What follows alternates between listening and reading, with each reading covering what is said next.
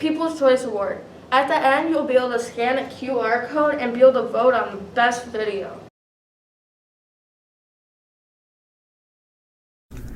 My name is Luca Galli. I'm a junior at Innovation Tech. No, that's not what I want. Do I really not know who I am? I'd like to think I'm a rather intelligent student. Outside of school, I play softball. I like Saturdays with my mom. I like watching football games. But those are all free time activities. There needs to be something better. As Coach Vale said, challenge accepted. This article says, are you willing to make sacrifices for it? Are you willing to fight for it? What am I willing to fight for? I have no desire to pursue a career in astronomy, but the stars always remind me that there's something bigger out there. This relates to my life, my bigger goal. I want to do something bigger than myself, something for the greater good. My overall life goal helps to form my passions. I want to make an impact, specifically in the mental health field. Mental health is a confusing thing, especially when you're young. I wish someone besides a white-coated adult doctor could help explain to me what I was experiencing. I was a kid, and my brain was still developing, and doctors were prescribing medicines and therapy that I had no comprehension of. I had to go through a lot of changes with no guidance. I had to go through the journey of self-love and improvement alone. So as I matured, I realized that uncomfortable feeling sparked a flame inside of me. I knew it was my passion because I'm willing to dedicate my whole life to improving the system. This flame's never been replaceable, and it's never gone out. Nothing has even come close to it. Well, I can't say nothing. Can you have two passions? This isn't the same type of flame. It sparked a different feeling. I found my peace with this. Writing has brought peace into my chaotic mind. It's also hard to explain with a singular emotion. To best describe it, the feeling is similar to when your football team wins in the last few seconds of a game or the starting moments of a concert. The slight adrenaline rush is a commonality between these experiences and the feeling my passions give me, and I've learned to love it. I started to combine these two flames together to make a fire, but the fire is lit with pure gasoline. The gasoline is the dissatisfaction with my experiences, but also the chilling thought that another kid is feeling the same way I did. Aside from my personal need for writing, I know somebody else needs to hear what I'm saying. But it's hard to succeed in the writing industry, and I don't have any desire to be a traditional mental health worker. So for a while I was stuck, but nothing leaves me more satisfied than these two things. So I had to give it time. I had used some grit and some patience. In the back of my mind, I knew that failure wasn't a permanent feeling. I knew it'd all work out in the end. So after waiting, the event happened. The aha moment everyone longs for. I walked upstairs with my waffle, and I got an email telling me to check my dashboard. Scholastic Art and Writing Competition, the most prestigious competition. 230,000 entries drowned the competition's judges. I lazily opened my dashboard, ready for the disappointment that thousands of other kids were receiving. Gold Key, I Confess, by Luca Galli. Long story short, my piece was one of the 5% of entries selected that received the honor, and the honor came with a national nomination. My piece talked about the hard topics. Looking back, I think the experience and the feeling helped me to realize how truly passionate I was about both of these things. I thought it was done there, but writing seemed to change my life again. Did you know that slam poems are non-traditional plays? Me neither, but Howlett wanted the juniors to enter Syracuse Stage's playwriting contest. I entered for fun. Why not? 2 months later, Syracuse Stage emailed me. They notified me that my non-traditional slam poem was one of 8 winners in their contest. The poem is a heavy topic piece. It's hard for people to hear sometimes. Suddenly, my 1-person poem turned into a 7-person play when all of the drama students overwhelmed the director with wanting to be included in the production of my work. My words were important. Well, maybe I could turn this into a job. I'm 16 years old with people already validating my work, but more importantly, my voice. It's not the awards, it's the inner satisfaction, the constant want to do better for myself and for others. When these two passions merge together, it gives me something I want to fight for. And whether I do speeches, or I write a book, or maybe I'll research mental health. I don't exactly know. All I know is I'm going to be somebody, somehow, some way. So, have you ever wanted to hear a Cinderella story but with sloths? You may think it's stupid, but I think it's stupid. It's never been done before. Sit here while me and Bree tell you a story about sloths. In the sloth kingdom, they kill all the deformed sloths. Leaf is a deformed sloth who has 3 claws instead of 4. So in order to keep her safe, they hid her and made her a maid. She wore gloves to cover her deformity. One night, they needed all the maidens in the kingdom to go to the ball. Branch, the stepmom, and Dirt, the stepsister, locked Leaf in her room on the night of the ball. Leaf jumped out of the window and grabbed onto a branch in the tree above her dead dad's grave. She felt like arms lifted her into the heavens and gave her nice golden gloves to wear the ball to cover her deformity. Tree grants Leaf a flying cloud that lifts her and carries her all the way to the ball. She is the prettiest at the ball, so she is immediately noticed by the baby. They dance for hours in the tree. She sees the golden gloves start to fade. She panics and jumps off the tree and onto the magical cloud, which is also fading. As she hits the dash, her nail scratches the tree, leaving a 3-fingered mark, unlike any other. She then rides the cloud back home and enters her room like she never even left. Next day, the baby decided to go look for his soon-to-be bride. He didn't care that she had 3 nails instead of 4. He was looking everywhere with Daryl and eventually found the Smith's house. Daryl took the picture of the claw marks on the tree from the ball. Leaf was doing her daily routine of slaving away for the rest of her family. Daryl, the Grand Duke of the castle, was at the front door as she came downstairs. He saw her 3 nails and immediately knew it was her. The twin sister and mother that had tried to lock her in her basement and trimmed Dirt's branch that she was standing on, and she fell and died. Leaf and the baby soon got married and had 21 children. The end.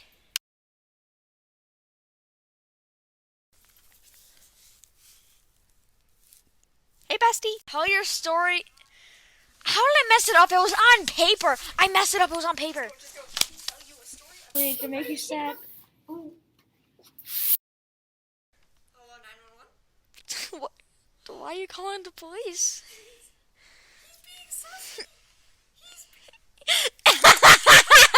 If I knew Spanish, would I be stuttering this much? Can I just say my line in Spanish? The baby. My hand was out of frame. Seizing me. She isn't. Stop laughing at me, please. So mean. I'm so depressed. I don't want to get up and do anything. Oh, I'm so anxious. Sleep. Nice. That's because you're lacking omega-3. Did you know sushi that Wegmans have, California sushi roll, has omega-3? It'll help Does with it? your brain, depression, and anxiety. Whoa, let me see some omega-3s. It's really good. Nom, nom, nom, nom.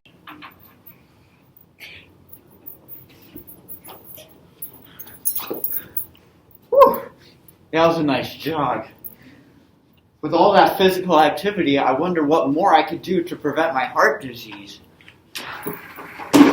Hey, Grandpa, I couldn't even catch up to you. You're so fast. I know. We got You've been Sushi. doing really good. for Grandpa. Sushi.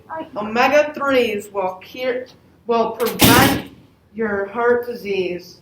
Here's your medicine. Naturally. Oh my God! So you're Open telling wide, me Grandpa. this one thing can help prevent heart disease? Yes. Yeah. Don't go on your stories about Grandma, because those last too long.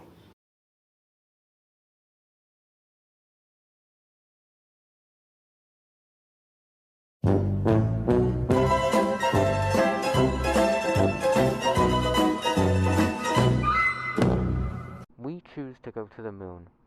This is what President Kennedy said when he claimed that we were going to take to space and eventually to the moon. Russia is also going to the moon, and they have already started by sending a satellite into space. In October of 1959, Russia sent Sputnik 1, and about a year later, they sent Sputnik 2 into space with a life form on board, a dog named Laika. They then landed Luna 2 on the moon in September 1959. In March 1961, the first mission we did as NASA in space was to send life forms into space, and we sent chimpanzees. Not even a month after that did the SSP, the Soviet space program, send Russian cosmonaut Yuri Gagarin into space and orbited the Earth for the very first time. Just a month after that, NASA sent Alan Shepard into space, but he did not orbit the Earth. He just went straight up and came straight back down. In July 1964, 5 years later after Russia crash-landed Luna 2 on the moon, NASA landed Ranger 7 on the moon by crashing it on the moon the exact same way. And just last night, the 3 passengers who were on the Space Shuttle Apollo 11 that launched 5 days ago have landed on the moon.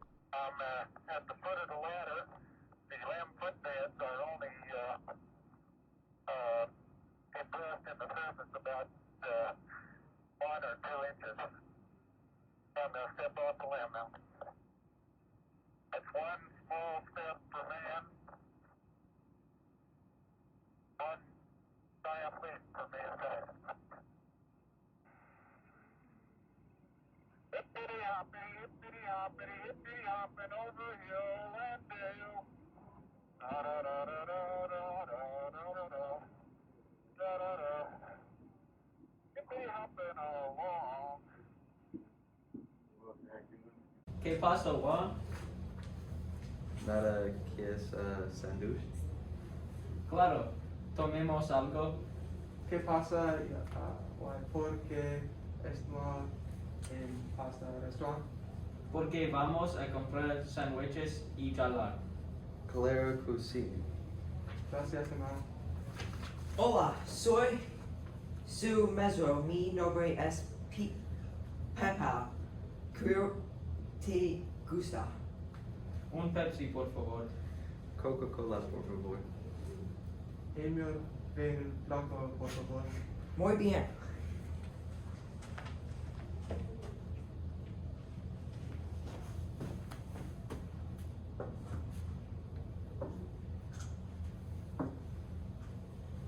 Gracias. De nada. Gracias. Yeah.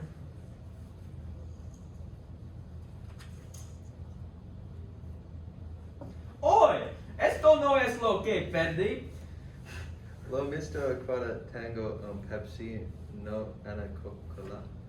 What esto no jugo de manzana? Puntos años 10. Oh! ¡Estúpido!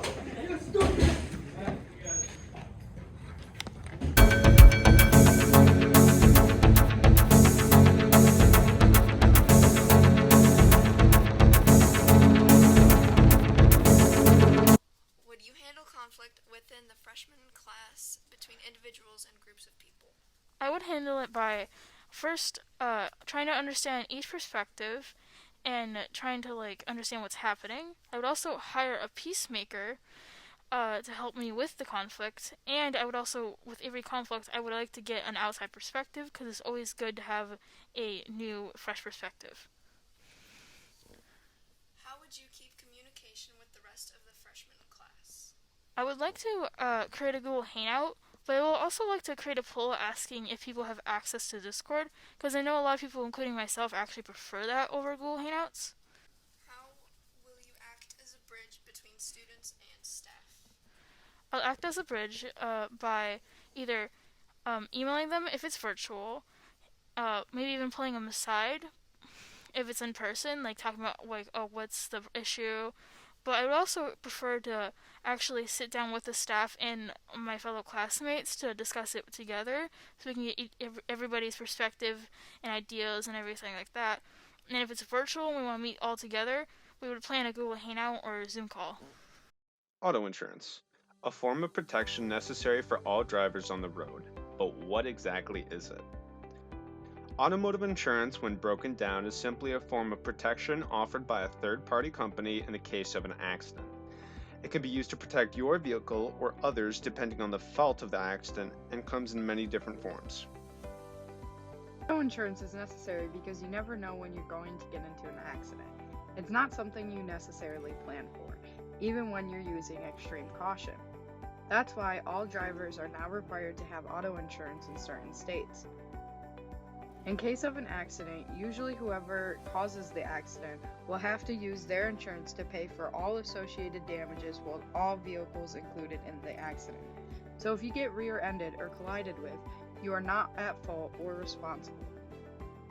Insurance is offered by many different companies in many different forms.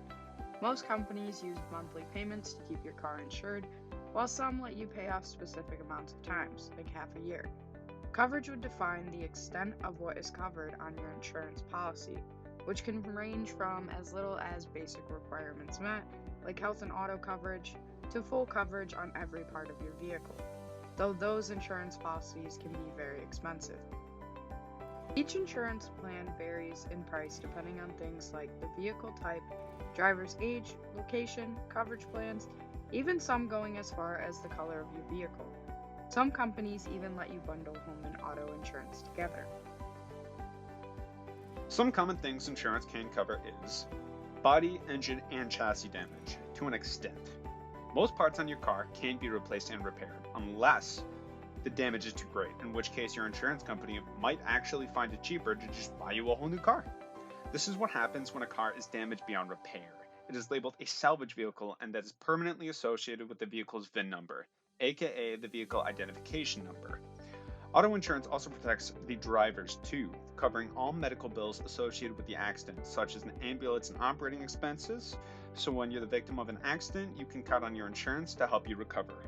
As stated before, insurance plans come in many different forms and prices depending on a variety of things like age, location, vehicle type, etc. For example, younger drivers usually pay more than older drivers, and it's because they simply lack the experience of older drivers and are more likely to get into an accident.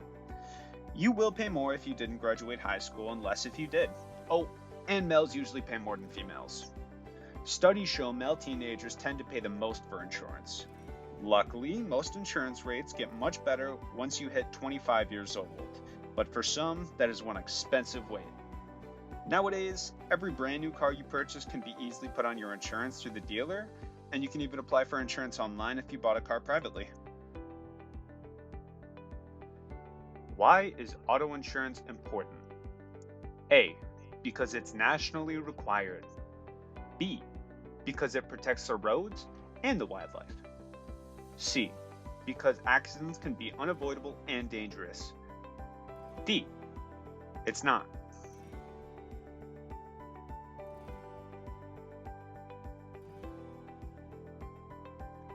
How do you buy auto insurance? A, the grocery store. B, apply for it via the DMV. C, it's already on your car when you purchase it. D, shop for and compare rates online.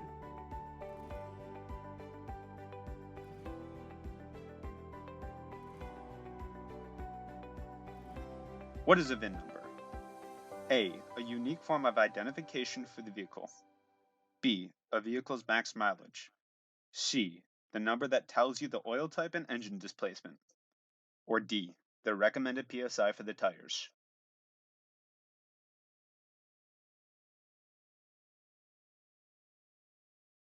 So, now that you know what auto insurance is and how it works, you can make a smart and safe decision when deciding what company to go with and what coverage you want when insuring your own vehicle. Be safe out there.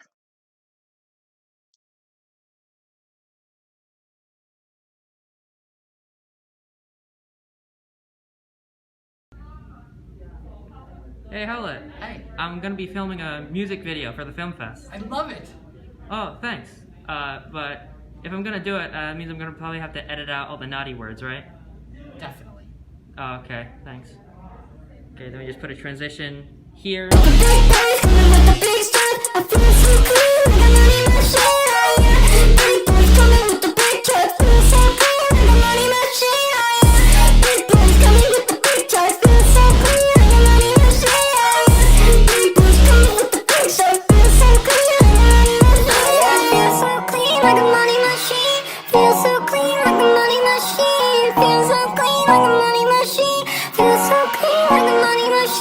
Tell me what to do, I've been trying to go to bed. I did it for days, been trying to get it right. Said it all before, they said it once again. I'm better off alone. Tell me what to do, I've been trying to go to bed. I did it for days, I've been trying to get it right. Said it all before, they said it once again. I'm better off alone. With the big boys coming with the big stuff, I feel so good, I got money in my shit. Big boys coming with the big truck, feel so good, I got money in my shit. Big boys coming with the big truck, feel so good, I got money in my shit.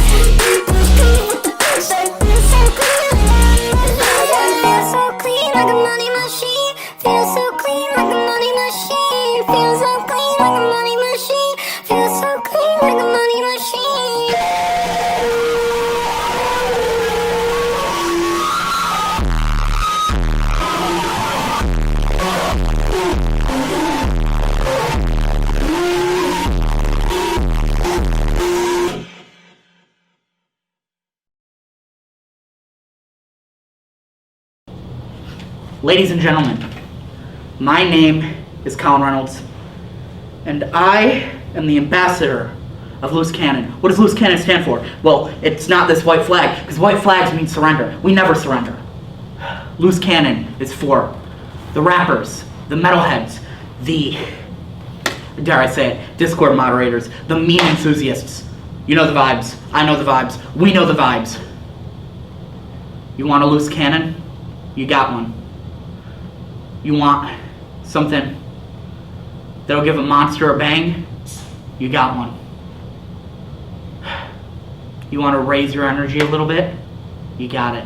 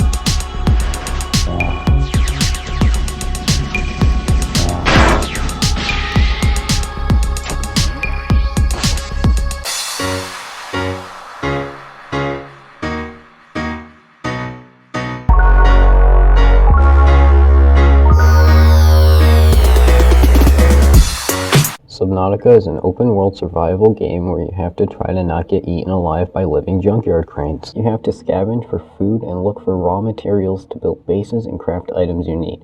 From this point on, there'll be spoilers for the main story, but this game has been out for almost 4 years, so don't blame me, blame yourself. On 4546B, you're leaving the Aurora because someone said, and I quote, "You can't just shoot a hole into the surface of the Aurora." It's coming from the building? Change course. Set thrusters to full. Shortly after landing, you get Coronavirus 2 Electric Boogaloo. You start to get audio logs telling you to go deeper. And following the signs, you eventually get to 1,600 meters below sea level. You have to save the children. The children excrete Enzyme 42, and you can finally turn off the BFG. Overall, this game is a masterpiece, and you should play it, although you should have played it like 4 years ago, but better late than never. Oh, and here's all the awards they won.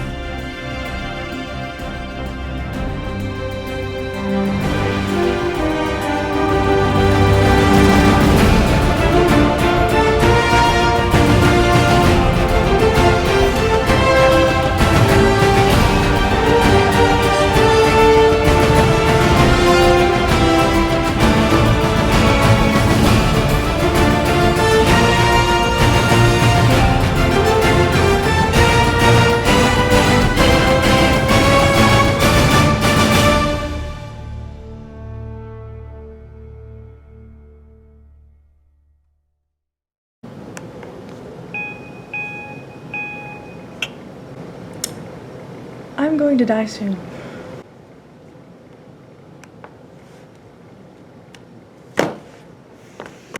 Is anyone even gonna listen to that? Do people even care? Am I doing this for no reason? Am I gonna be forgotten? Someone has to listen.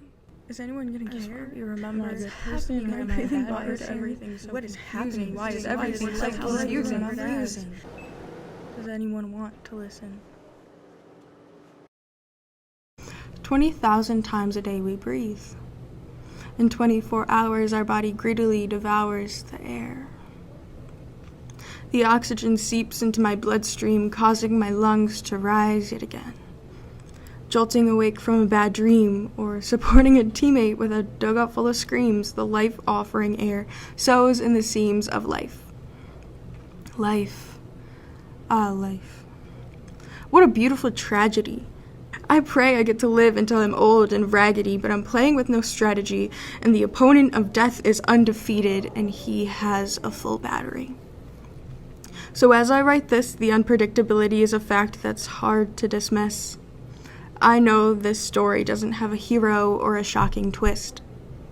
So in the case that my time soon comes where my heart stops beating like a drum and my lungs go silent instead of the lively hum, I want to use my last breath to give you a small piece of advice.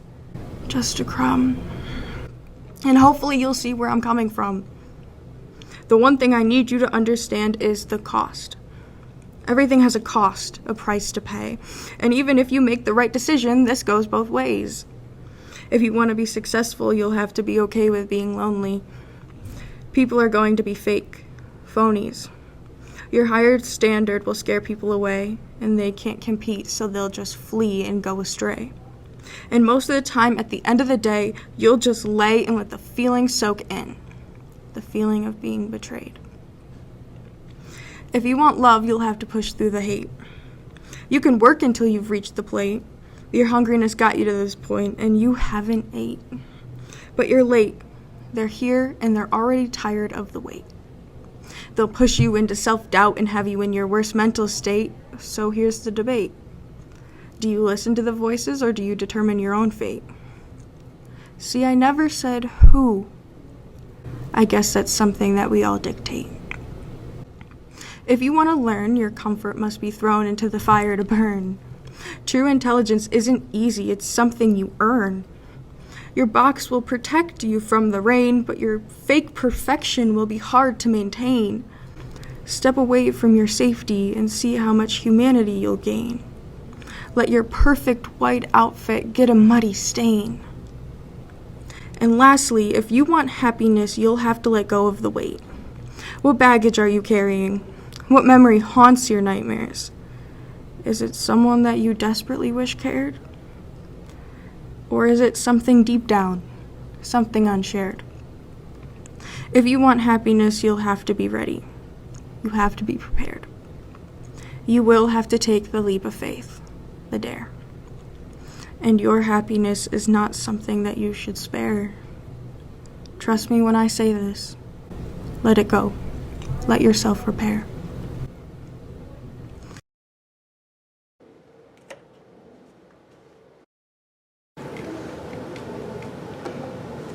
See, I might not die soon, but I know the value of the air.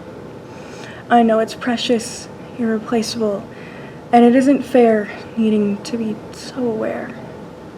But unfortunately, the cost of living is living knowing that death is waiting right there.